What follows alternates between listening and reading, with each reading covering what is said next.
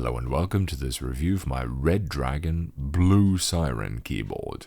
Or Redragon, I'm still not sure. Anyway, the official model number is K654. This was a donation from Redragon themselves. As my viewers pointed out, they have a reputation for good value, so let's see if the same applies here.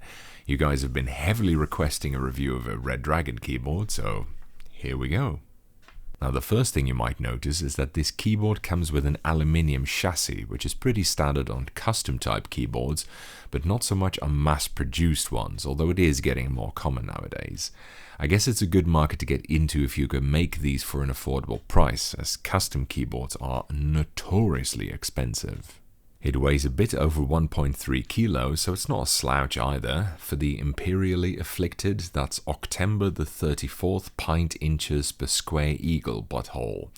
Now, it's not solid aluminium or anything, it's more of an aluminium pan with an aluminium top cover. I've taken the side panels off so you can see what's going on here. You can't take the keyboard apart like this, I think, or at least I haven't managed to yet you'd think you could just slide out the innards like this, but that doesn't seem to work. Anyway, it's built reasonably well, but as a reminder that aluminium isn't the same as steel, the port cover got banged up a bit and is now deformed. Still, it's pretty tough and hefty. It doesn't feel like a cheap plastic toy like most keyboards do. Apparently it's got foam in it, but frankly you could have fooled me. I didn't notice any dampening at all. Personally, I don't think foam is a good thing to begin with, but maybe I'm just too much of a millennial or something. Now, is it just me, or is it a bit weird that for a brand called Redragon, or Redragon, they chose to make a keyboard this blue?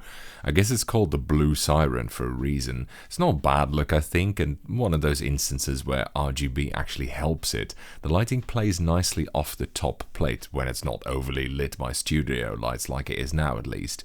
Apart from per-key lighting, it's also got a light ribbon around the edge for extra ostentatiousness. If you leave off the side panels, which apparently don't do much to begin with, it's even more of a light show. It projects on nearby objects too.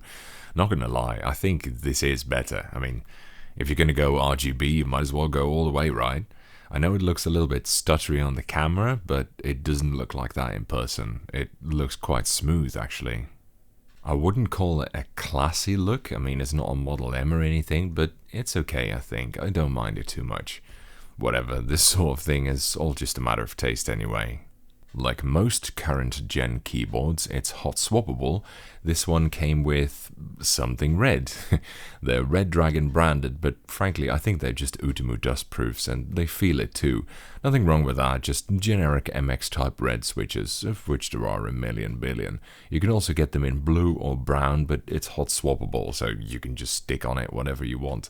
I don't think you can buy it without any switches though, actually.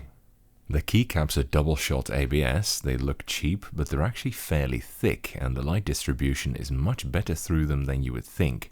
Normally caps like this look very bad when light shines through the caps with special legends, like this caps lock one, but as you can see, the A only has a small corner not illuminated perfectly all the time, and this is probably the worst keycap with respect to that, so that's not too bad really. They're of course also multicolored, with a different color for every row, and perhaps more uniquely, they're spherically topped.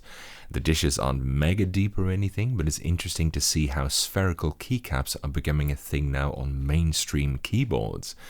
Bizarrely, the keycaps look completely different from the ones shown on their website. I think the website ones look better, to be honest. They're more centered rather than top aligned, and the bold lettering is good too. Though the font is already pretty good. It's similar to Helvetica, but not quite the same. It's got some macro functionalities too. You can rebind the nav cluster keys here to 6 macros. No dedicated macro keys unfortunately, but hey. There's also no onboard programmability. You have to use the software.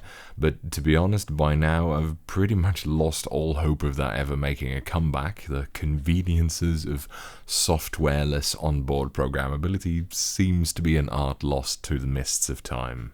Still, though, overall this is a pretty decent package. It's a short review perhaps, but that's mainly because there's just not that much to complain about.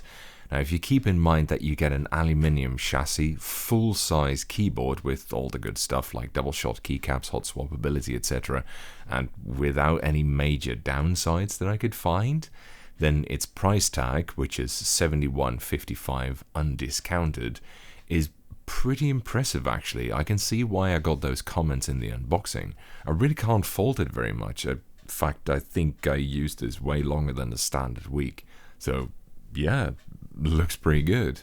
That's it for this review. Thank you for watching. I hope you enjoyed it, and following is a typing demonstration of me typing on this keyboard.